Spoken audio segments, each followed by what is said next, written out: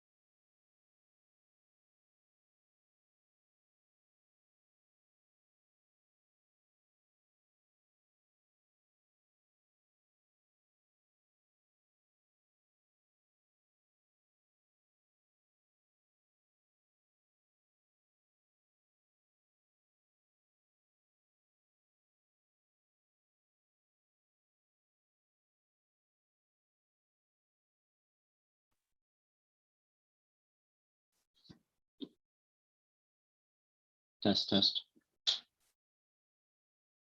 Can you see everything okay?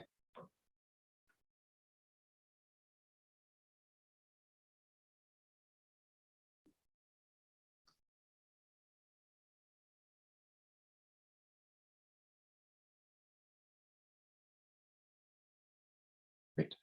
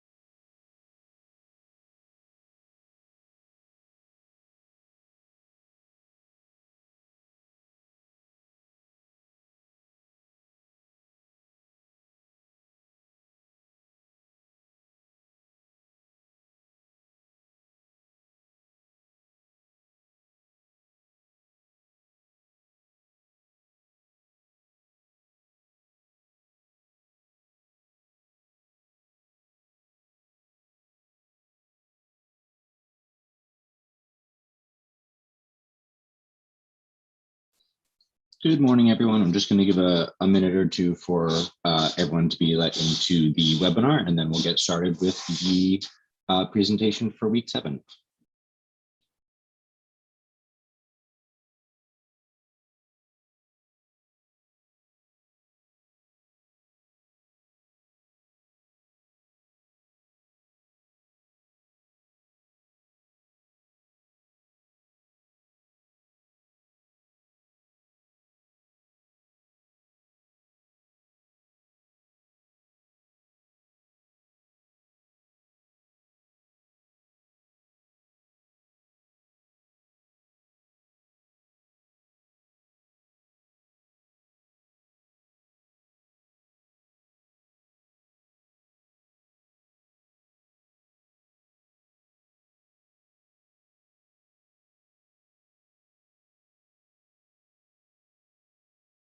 All right, let me give, before we start, I have a few program announcements to make, and we will have additional information on the slides at the end, and that'll be sent out on the Slack as well after the course wraps. As you all probably know, this is the last week of live session, so thank you all for joining throughout the past few weeks, and we hope it's been useful for everyone and that you've been enjoying it. The deadline for all the quizzes and the post test is September 1st, 11:59 p.m. Eastern time. If you have not submitted the pretest, you need to also do that by the deadline in order to be eligible for the course certificate. All these links will again be on the Slack. Sorry.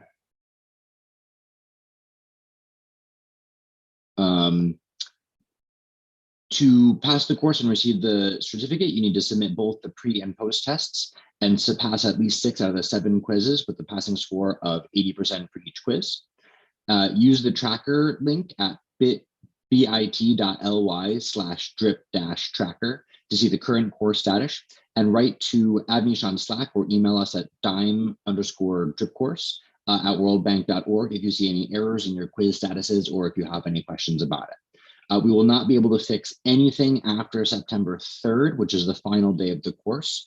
Everything is locked past then, so please, if you have any issues or questions, sort that with us through Slack or email before the course certificates are locked, as you will not be able to change anything afterwards.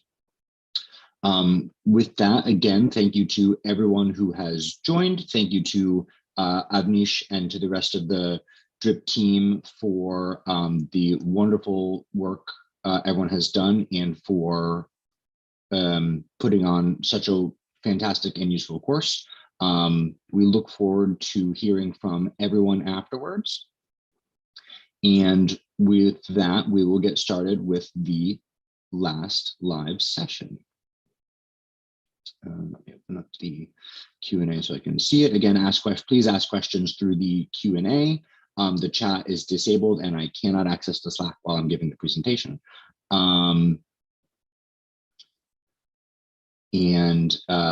Chris and Avnish are here, and I think the others may join in the future. So they will be answering questions in the Q&A, and I will answer some live as the opportunity arises. So chapter 7, the final chapter of the book before the appendices, which you should also read, is called Publishing Reproducible Research Outputs. Again, I'm Benjamin Daniels, a research fellow at Georgetown University and a data coordinator with the Development Impact Evaluation DIME Analytics group here at the World Bank. And what we will talk about when we're publishing research outputs is basically what we all think of when we're doing research from the beginning. We're going to write a policy brief. We're going to write a paper. We're going to put something out into the world from all this data we've collected, summarizing our findings and communicating something new and vital to the research community. Our motivation for writing this section of the book and putting it in this place after everything else has already been done is the huge changes that you may have seen in the research community through the links that we had in the pre-session video. And if any of you are following the current course happening through Berkeley SIGA BITS, which is the reproducibility and transparency course, these expectations are now essential to most research outputs. Now, that doesn't mean just academic papers, right? It also means the policy outputs coming from us at the World Bank, from people who are working in think tanks, from people who are working in government. People expect to be able to see and reanalyze data. That is, I think, a highlight that everyone has seen throughout the past couple of years with public health tracking data. The amount of public scrutiny that's put on the actual materials that are done, and the expectation that that information will be released and reanalyzed. So no matter what kind of research you're doing or why you're doing it, we expect that outputs are accompanied by the release of data and code.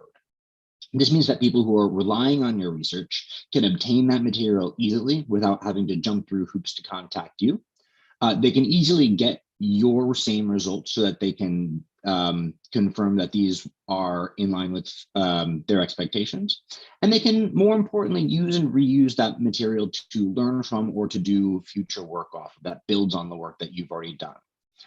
An essential way to say this is that the code and data are themselves valuable research outputs, in addition to whatever your results may be. And we want to make those available for the public good. So actually putting these out there, the way that's going to happen is going to vary a lot. So I'm not going to give a ton of specific process information today, because that will depend on who you are, what kind of data you have, where you're publishing these materials. It'll depend on local laws. It'll depend on the rights and ownership that you have established over the data, which is why this is all downstream from the earlier processes of data collection and ethical research. So you should already have a sense of where your stuff is going to come out, where you can store and publish data, what rights you have to release it, and what kind of licensing you can provide when you put that out into the world. Importantly, data and code are typically handled separately at this point because they have different licensing and ownership structures. If you write code, either you or your employer or someone obvious will probably own that code, and you can typically license it broadly. It typically does not contain any information that could identify anyone, so it doesn't have to be redacted or reduced before releasing. So the code is typically very easy to publish and make available. Data, obviously, as I said, depends on where you got it, who it describes, how sensitive it is, who owns it, and all the other materials that we've talked through at length, which only you and your organization can control. If you're publishing with an official, with a third-party publisher, such as a journal or a book, releasing these materials is often your responsibility and is done separately from the release of any kind of research outputs, such as text and manuscripts. But if you're working in a scientific journal, the typical policy now for journals who are requiring the release of data and code will be that they will either verify that you've published these. Usually they won't host these materials themselves at this point in time, although that may change. So following our overarching theme of transparency, reproducibility, and credibility, basically you should be ready to do this at this point. Your original data will already be archived, and you'll already understand the licenses and ownership rights you have and can issue over it. You'll already have created the documentation for any original data that you obtained or created. Your data processing code will be stored separately with the clean data that it creates in the prior stages.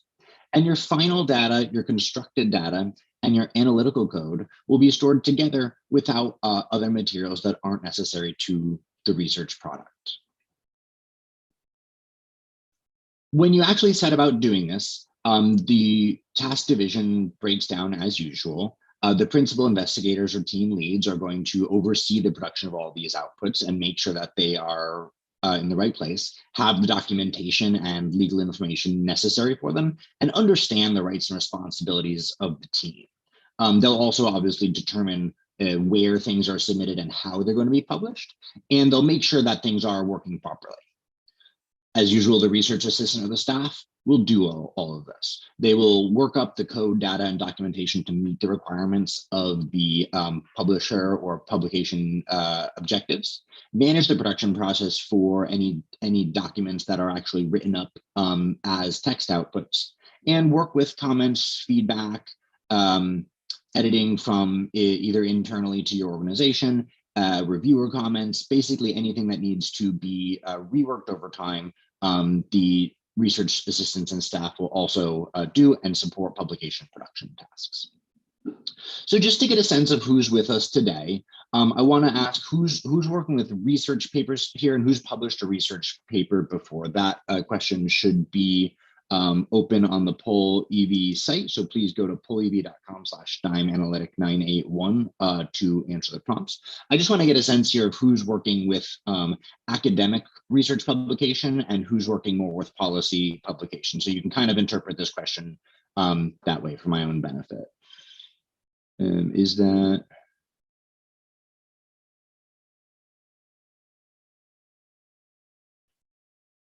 working there? Yes, there's a couple of responses coming in.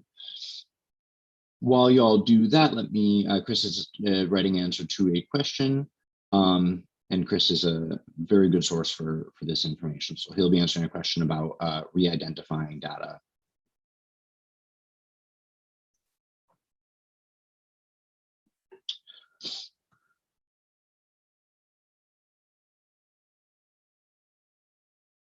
Great, so it looks like we're about, I'd say about 50-50 research and policy, which is wonderful because that's what we hope to make this course accessible to people doing any types of development empirics.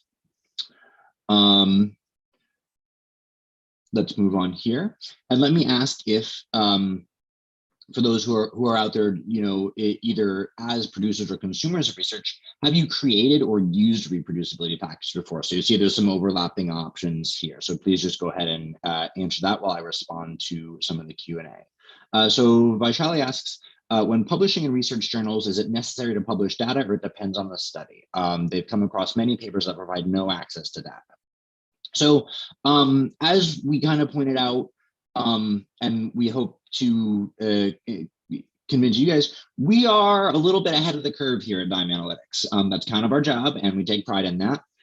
There are absolutely many papers that provide no access to data, and we think that that is inappropriate, and we think most of the research community tends to agree with us. However, producing data that is ready to access is difficult.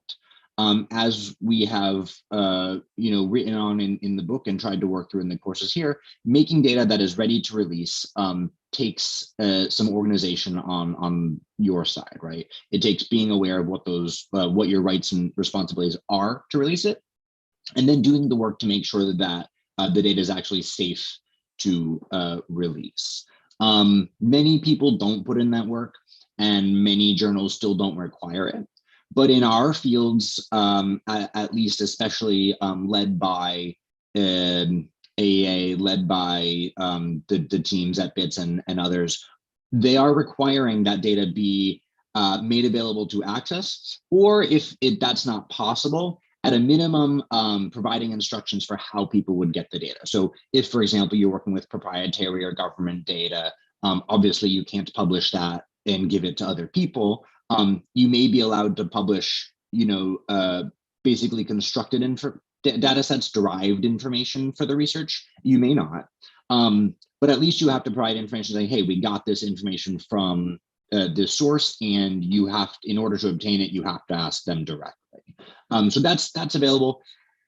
But in most cases, where data is collected by our teams, we own that data, and we have a responsibility to clean it up and make that available as a research output.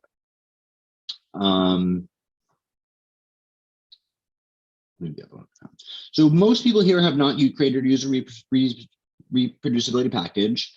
Otherwise, it looks like people mostly have used them rather than created them, which is great. Like we said, the environment is changing. So let's get into how we're going to actually build these outputs, starting with the reproducibility, starting with the written materials themselves. So to first take a step back from data and code, we'll start with the written materials that typically make up what people before or until recently thought of as the research. Papers, manuscripts, books, policy briefs, that kind of thing. Today, most of these things are multi-author. We started talking a bit about dynamic documents in the last week's session, and I want to return to that now because this is a big part of what the people out in the audience say who are writing research papers are going to be doing. Most of these have a lot of authors. In addition to having authors, there may be additional staff and assistants who are non-authors who are working on technical elements of creating written text. We really, really strongly ask you all to not email Word documents back and forth. It's fine if you're a single author and you're trying to get feedback from others, but large teams quickly get confused, lose information, make mistakes, and it's in general a very poor process for collating inputs from a large number of people. Everyone's seen this document here in the picture with stacking up comments, comments getting deleted, changes getting re-overwritten, and basically unable to track that or handle it beyond a very small number of team members.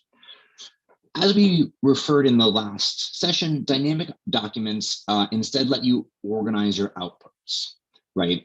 In particular, in Office software, if you are using tables and figures, they're embedded in the document, and they need to be manually updated one by one every time they're reproduced.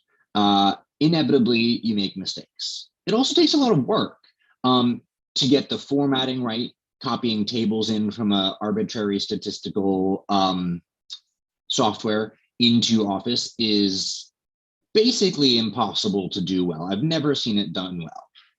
You may have heard that there are plugins or other ways to do this in Office natively. I promise you there isn't. It does not work. If it works for you, it does not work for your co-authors, and it will break at some point when everyone thinks it's working and all the results will be out of date. So we really don't think that this can be done.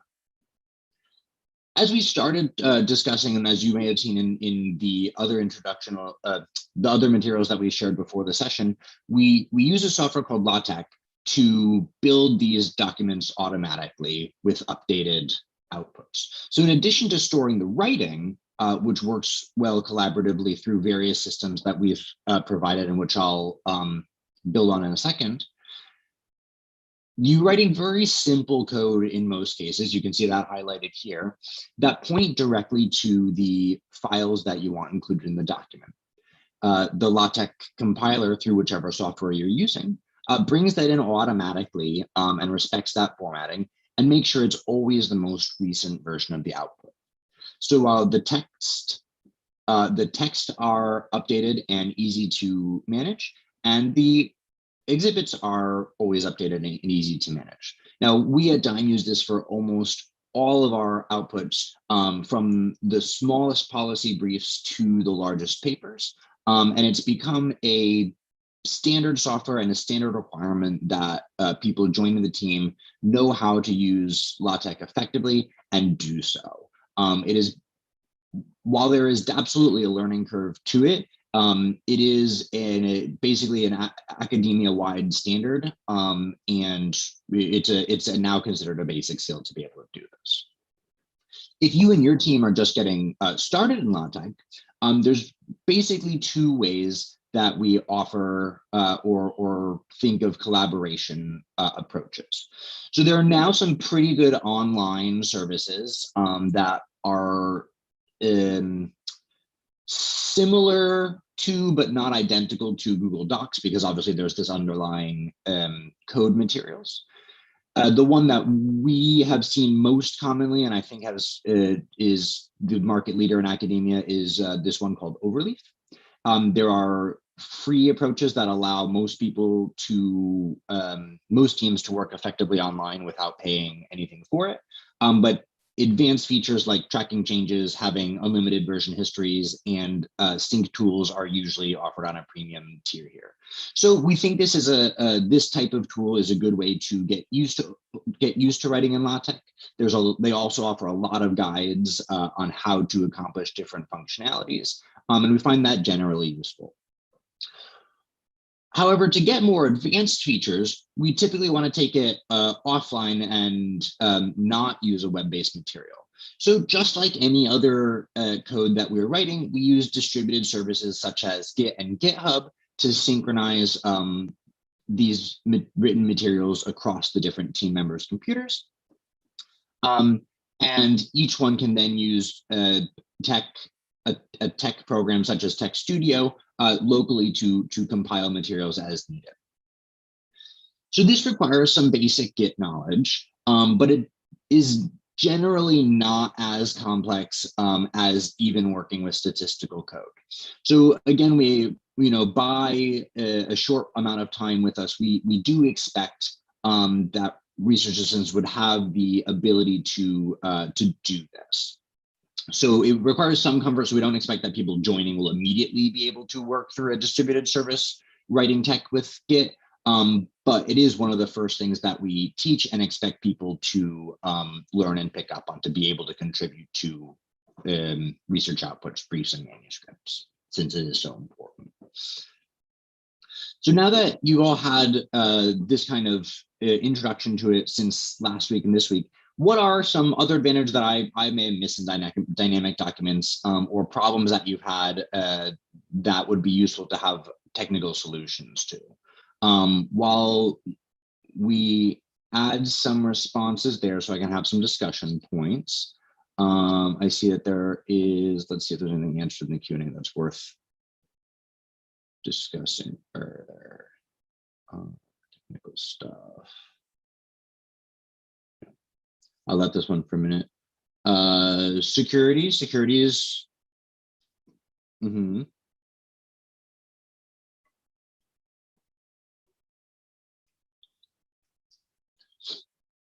So security is an interesting question. We generally don't worry too much about people stealing our work. Yeah, efficiency and error prevention are excellent because that's really what we're talking about here. Automated updating, yes. So really, these are excellent responses, right? We're, as with everything else, our biggest interest in Dime Analytics is making things easy for people, right? We never want to make a workflow where people are working harder just because we tell them that they have to do things a certain way.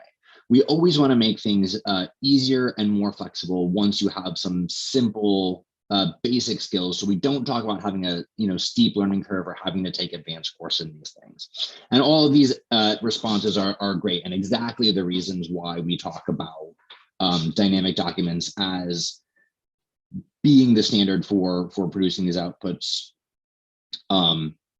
here at Dime. So these are great. Yes, all this flexibility. We have can easily share things with new people. There's no tracking back through emails or comments for materials or previous work. Yes, fantastic. So thank you for that. Let me now move forward to the second portion of publishing materials, which is publishing research data.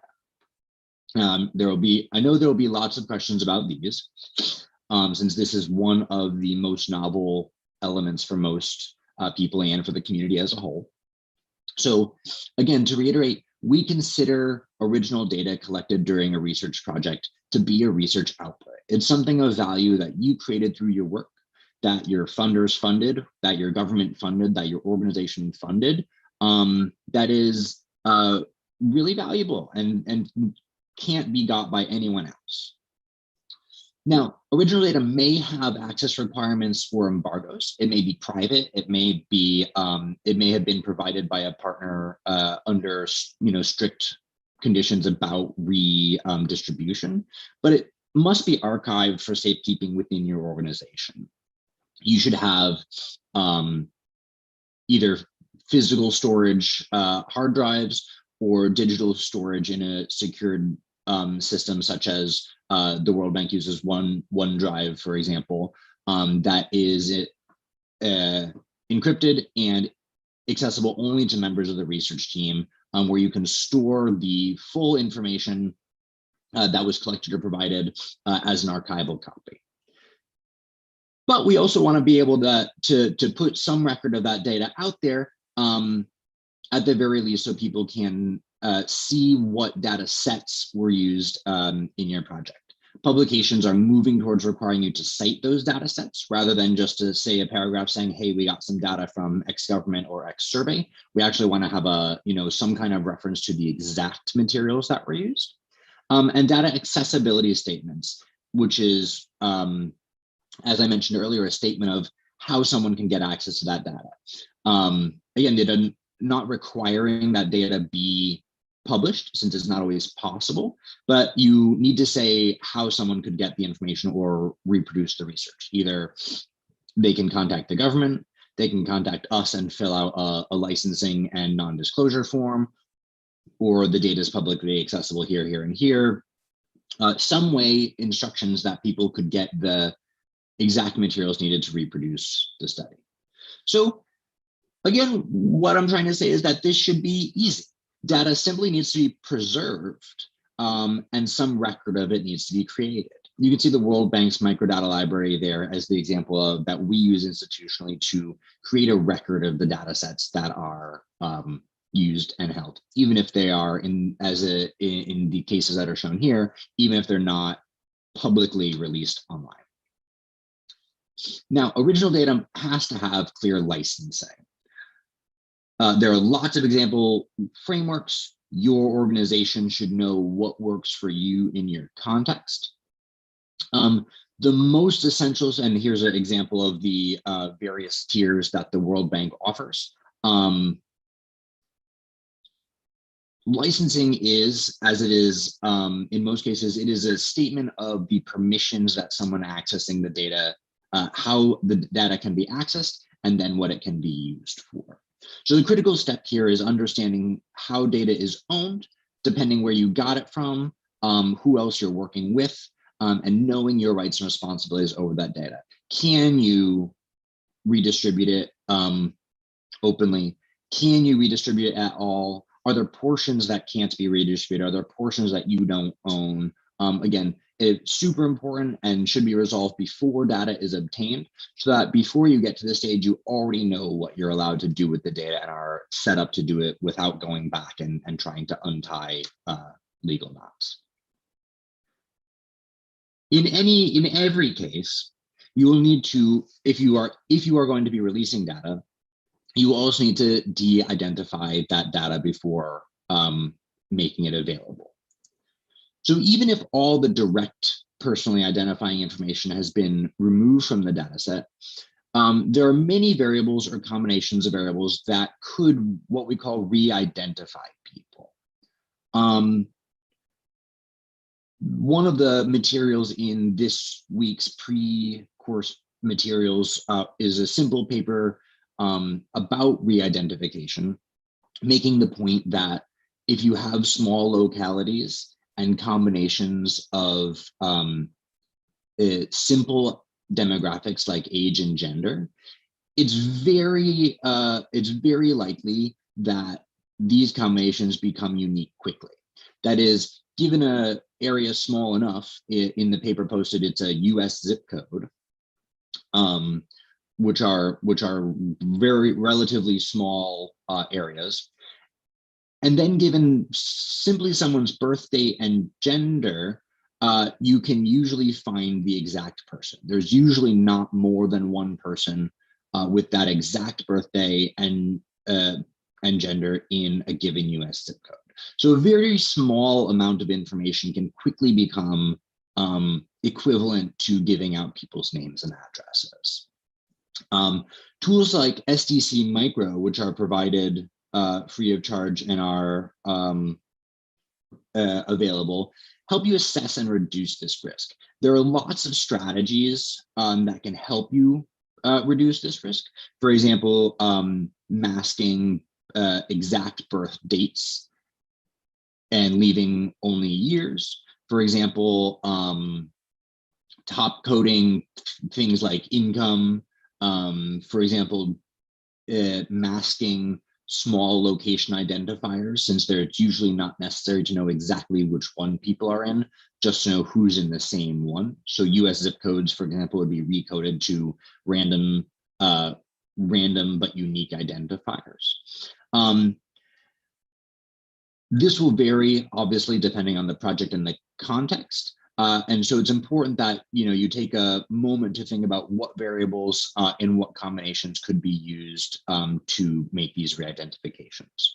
I work largely with health data, so we have a list of, again, in the US, it's called HIPAA is the governing regulation, and there's a list of what are called HIPAA identifiers, which have to be purged from data in all cases. And that's a very good list to go with for health data. And I recommend looking at that to get a sense of the kinds of things and the kinds of approaches that can be used to removing data that can be used to re-identify people. The next step in publishing data is the constructed data, the final data, the analytical data, whatever you call it, the materials that you use for the actual analytical work. Now, this is different from the clean original data, because this should only have exactly those variables and observations which are needed for the work, right? This is the final data for the particular research output.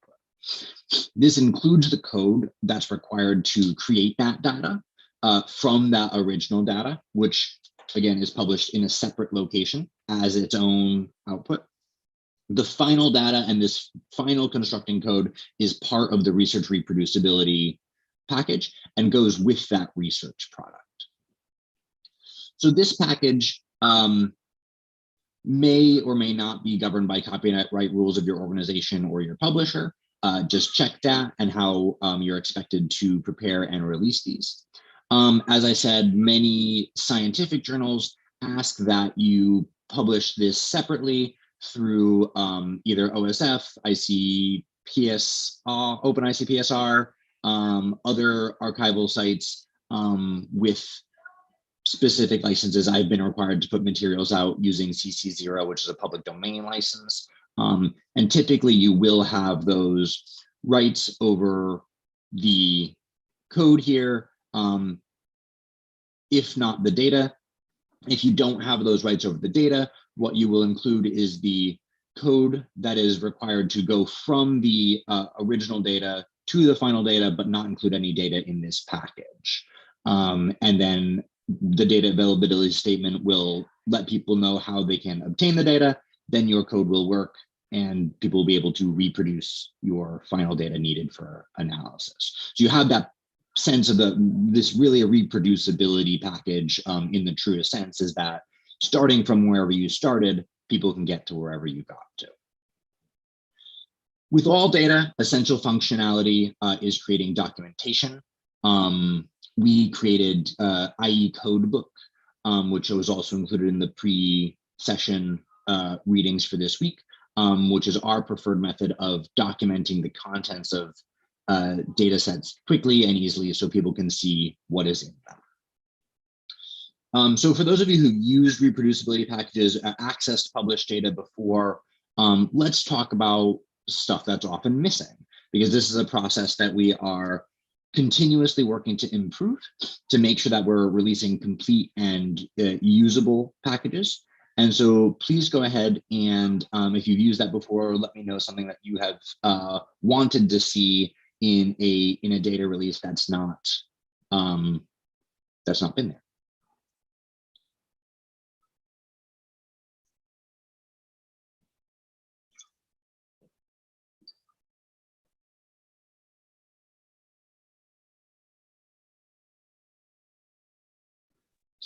Codebooks. Hey Ben, I don't think we see the results in a folder when you are, and I don't know why. They're not showing up? They're not showing up. Did you present in a different way this time? No. Okay, yes, I don't think we have time to fix this, but like just make sure that you describe what you see on your screen extra carefully. Okay. Yeah, so there's a couple of things here. Obviously, documentation codebook is the biggest one coming up. Those definitely need to be there. I have seen an inordinate number of very low quality pieces of documentation and codebooks, which are very hard to match back to the data. And that's, excuse me, one of the biggest things that we have focused on making easier. There are some things that people are mentioning that are interesting, which are lists of papers, and original data. Now, the original data should always be published. If that's not published, then we don't have really anything to talk about. That should definitely be out there. And here's an interesting one: how missing data points have been addressed. So here's another point where we're going to start talking a little bit more about separation between the original data and the final data. In original data, if there are missing data points, right, they should remain missing in the data release because that's the data. In final data, how those are addressed should be included in the code that is released there. So that should be depending on what stage we're talking about here. And yeah, a lot of these are hit the same points, and that's exactly right. So let me move forward here to the next step to stop talking about data And we'll come back to any more questions at the end of the session. And talk about publishing a reproducible research package. So now we're talking about the information materials required to re-obtain your research output. So as I said a few moments ago, this may or may not include the data directly, depending on your permissions and licenses. But in any case, it'll include the code needed to create that final data and the code needed to analyze that final data, as well as the documentation for it, the research outputs themselves, and any terms of use and licensings that these materials require. So we expect that these will be mapped one-to-one with research outputs. So if you have a manuscript, it should be accompanied by a reproducibility package. There's no other correspondence, right? This reproducibility package won't work for any other manuscript, and that manuscript won't refer to any other reproducibility package.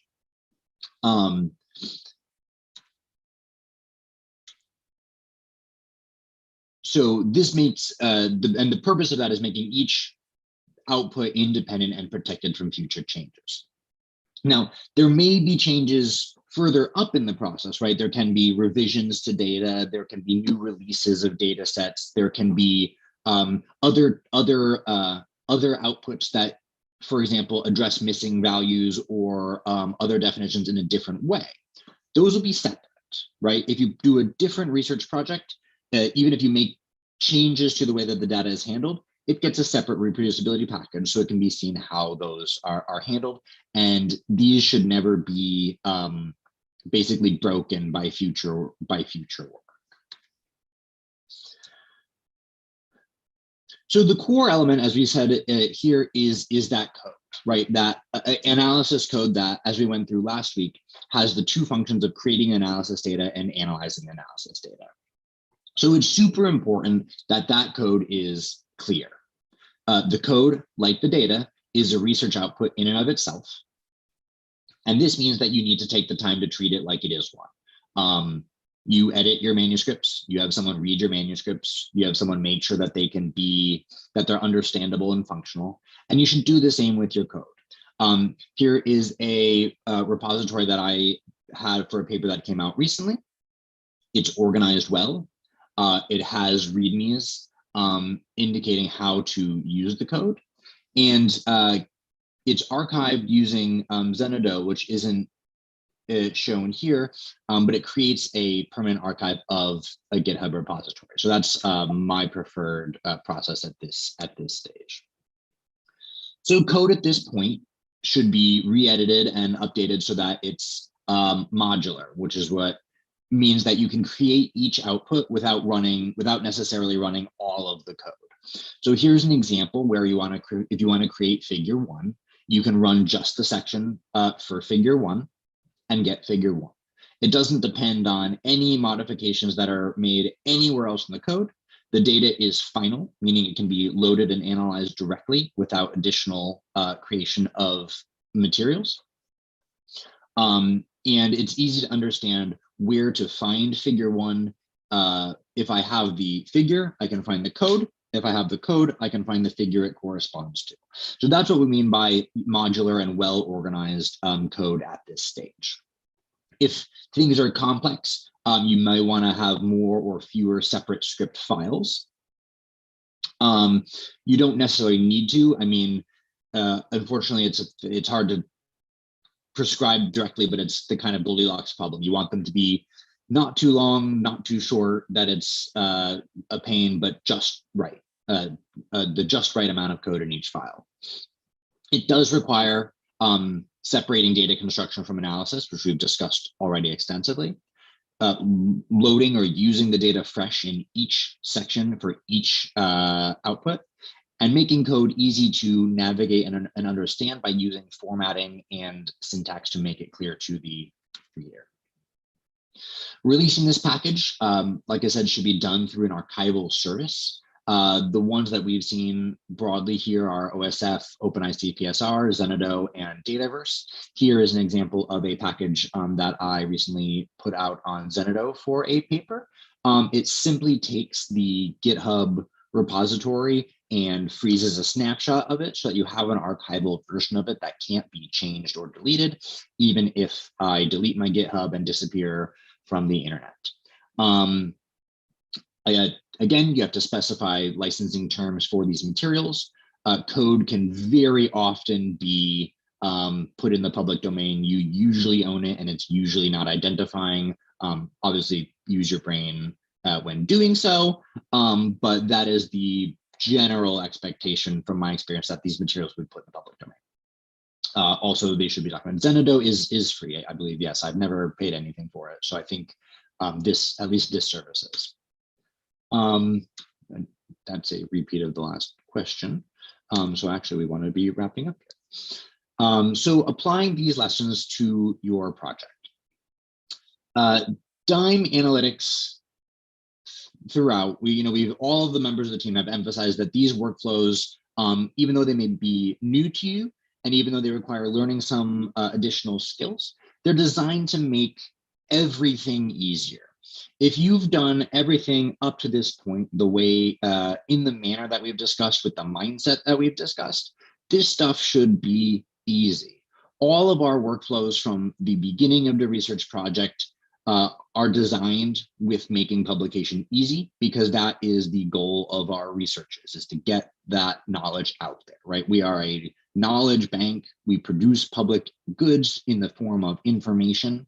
That information is research results. That information is original data. That information is useful code. That is a big part of what we do in the research department and at DIME. So DIME Analytics has taken its mission to make that easy for our team to do. Everything leads up to this point. When you're designing projects, when you're mapping out the project data needs, when you're collecting data, when you're analyzing data, when you're constructing new data, and when you're writing analysis files. The reason we ask for that all to be done in such a structured way leading up to this point is so that you can get these products done efficiently and quickly, reproducibility, transparently, and get them out to the world. And these principles apply no matter whether you're an academic researcher in our department, whether you're at a university or other research institution, whether you're at a think tank, whether you're at a government, whenever you're using data to try and influence the world, which is all the time, we want that to be done well and provide tools that make it easy for you. So that's what this is all about. Everything should already be well written and well organized, since we ask people to do that from the get-go. Everything should already have licensing, ownership, and privacy controls prepared, or at least thought of in advance so they can be implemented smoothly. And everything should be easy to write and move forward with, since you have an analysis plan and well-organized results for your project. So that's, really our hope here. I just went all the way back to the start by clicking the wrong button. And so let me just wrap up some final housekeeping stuff here, and then I will take questions for the last 10 minutes. All the links that people will need to complete any materials for the course are on this slide, which will get posted after the session closes. The course materials are all posted publicly and will stay up there forever. The overview doc, that's on the OSF. The overview doc has a guide to the course, including the links to all of the quizzes, which are, again, due next week. I'll reiterate that on the next slide. The course tracker, which is open until the close of the course for you all to make sure that things are submitted so that you can be eligible for the course certificate. The pre-test and post-test are both linked. These must both be completed by the deadline as well. And finally, since this is the last session and we have one more week for you all to finish the materials, we would like to take the time to ask you for a little bit of feedback on the course. So the link is here, bit.ly/drip-feedback. It's a very short feedback form. but will help us improve this course and our materials for both you and for future participants. So please take a second to pay that forward so that we can make this better for everyone, especially since the book is brand new and we hope you've all enjoyed it immensely. We love to know what we can do to make that experience and information more valuable and accessible for everyone. So the final logistical elements here. This is, as we said, the last week of live sessions. Again, thank you to everyone. Thank you to the DRIP team. Thank you so much to Avnish for the wonderful coordination. Thank you all for coming, and we hope it's been a valuable experience. Week 8 next week, ending on September 3rd, is for all of you to take the time to complete any quizzes as well as the post-test. These are all required in order to receive the course certificate. The deadline for the quizzes and the post-test is September 1st, 11:59 p.m. Eastern time. So please check that. These are not, as you know, long materials. So please get those in. If you haven't done the pre-test, you must do that. The criteria to pass the course is the pre and post tests. There's no required score for these, but they need to be submitted. And pass at least 6 of the 7 quizzes with a score of 80% for each quiz. Use the tracker, write to Avnish on Slack or email us at the email listed here if there are any errors or questions about these statuses. Nothing can be updated after September 3. So again, the deadline is September 1st and everything is frozen on September 3rd. So please do not be late with coming to us if you have any questions or concerns. That's all. Again, thank you very much for joining, and I will put the last 10 minutes towards answering questions in the Q&A. So yeah, let me scan through the ones that have been answered and see if there's anything worth re-upping. Here's a very good one from early in the session, actually. So re-identification, adding noise to data. I'll read Chris's response here in case people haven't seen it. So re-identification of data is similar to the process we mentioned before, right? When you have a small amount of data, it can very quickly uniquely identify someone. Another way this can be done is if you include something that seems innocuous, like say income, but there's another data set out there that links people to income, to their incomes, right? So it can become possible with a very small amount of additional data, and that data may be public, to find out who people are using material that isn't in and of itself sensitive. So say, for example, I released a data set that had sensitive information, such as refugee statuses and immigration statuses and income. None of these are identifying on their own, although they are sensitive. The issue is that if another non-sensitive data set was simply income and people's names, you would now be able to link the sensitive information about refugee and immigration statuses to specific people. So when we have information that can very quickly identify individuals uniquely, such as exact income levels, we use masking approaches to hide some of that variation. So the second part of the question here is about adding noise to data. So there are lots of ways to do it. As Chris points out, there are many resources on it and many approaches. There is simple binning, right? There is adding noise. Basically, there are lots of ways to remove the uniqueness of any of these fields, which will stop them being linked to other data sources, to existing data, or from identifying people uniquely. So let's go back to the Q&A and see what we have open here. Can you publish as an anonymous individual without linking yourself to the publication?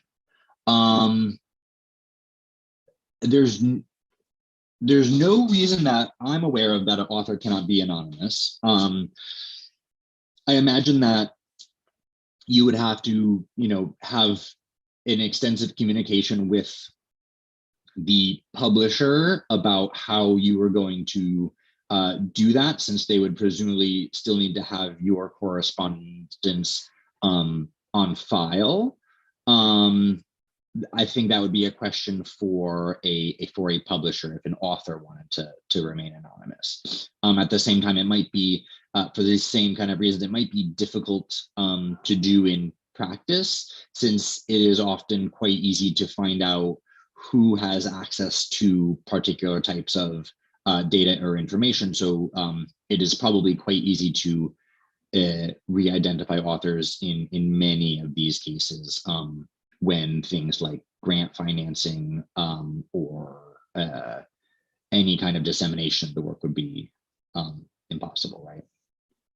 So that would be my answer. But there's no reason not to have a conversation with the publisher if there's something that would be valuable for. Anything else that's answered that I want to pop up? Removing, I've seen published data where treatment status is removed. It's de-identified, et cetera, but I don't see why we should remove a treatment status variable. So when we would publish, so this is an interesting question, which I think comes back to the separation of original and final data. So if we're publishing original data, we often would not be including the treatment status at that stage because we're simply publishing the results of a survey. The treatment status would be part of the research product, right? So it's stored in these master files that we have separate from a survey or something, and it's included, it's merged and included into final research data. So we won't necessarily release details about specific experiments or studies with original data when it's collected from a partner or from a survey, because that isn't collected in that data. It's not part of that data. So it'll always be released, you know, as Chris says, the treatment status will always be released with the reproducibility package for a given research product. But it generally, unless it's derived from the original data, wouldn't be included in the publication of the original data, if that makes sense. Let's see, there's two new ones. Certificates, I'll let you handle those. LaTeX information.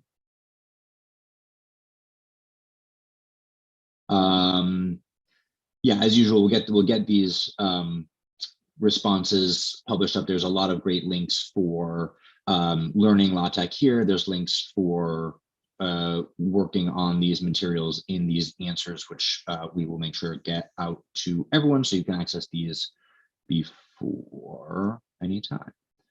Clarification. What do we mean by reproducible results? Does someone run these advantages? Right. So the answer is yes. Someone running the reproducibility package should get the exact numbers from your publication to exact precision. The materials that are published should produce your paper without any changes or variations. Again, if there's data masking or adding noise, this will be done at an earlier step and would usually be included in the data that you use. So if, for example, data was masked at the original data step, you'll be using that masked data in your final research. So you'll still be getting the exact numbers. Now, the only time this might not be true is if you're using data that is very sensitive or very personally identifying, for example, GPS coordinates, and really can't release it. So we've talked about some approaches to doing that, which include, licensed or restricted access, contractual or non-disclosure agreements to re-release exact data to others so that it can be reproduced exactly, and you will have the code that will reproduce that exactly.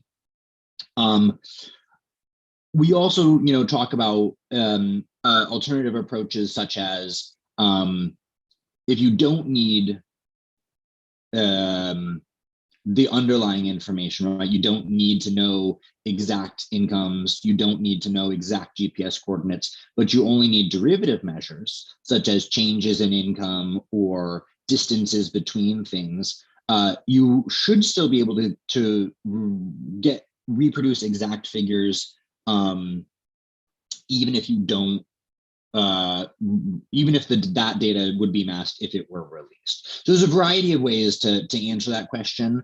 Another one is that, a lot of times we don't we aren't using, things aren't that sensitive, the important things, or they can't be matched. So we try to take that into consideration when putting these things together, and you can always include notes in the cases where you won't be able to reproduce exactly. But honestly, I've never seen a very small minority of results depend on things that have to be masked at the release stage, in my opinion. Again, obviously, if you're working with sensitive, especially sensitive data, that may vary case by case. But yeah, no, in general, we expect exact replication, or at least that the code would reproduce exactly if they had access to the underlying data. And that's really the gold standard for it.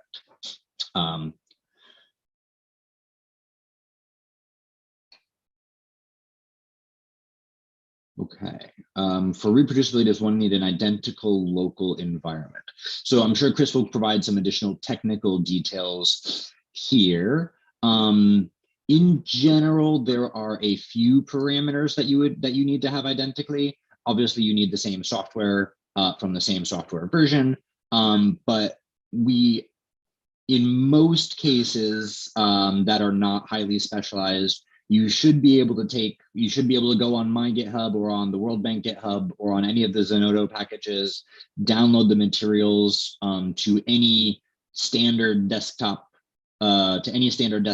using Stata or R, using Windows or Mac if the materials are there, and get the exact same results. So identical local environment to a point, but a pretty broad point in modern with modern computing.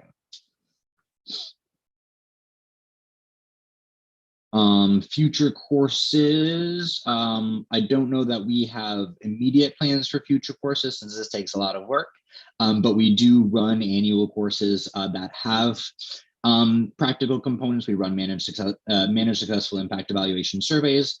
Every year we run various courses on a one-off basis. We'll always have the announcements posted, and we'll always have our materials posted on our OSF. So please, feel free to browse through our OSF.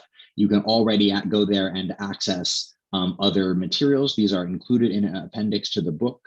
So you can always access our tools, our courses, our practice materials. The exact same trainings that we offer to anyone who joins our team are always made publicly available through that repository. They are linked to the appendix in the book. They're not hard to find. Are we going to run this course again probably next year? Possibly. We haven't written up the schedule for the end of next year yet. I don't know yet. But we will certainly announce it when we do. We certainly hope to, since we've created all the materials and we have the research, the team together for it.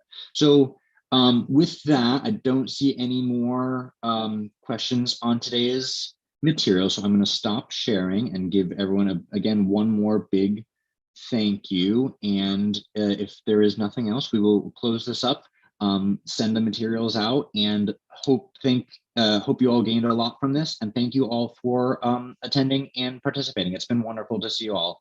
Luisa, Chris, Avnish, anything that you want to add? Well, it's been wonderful for everyone for the past few weeks. It was great to have you.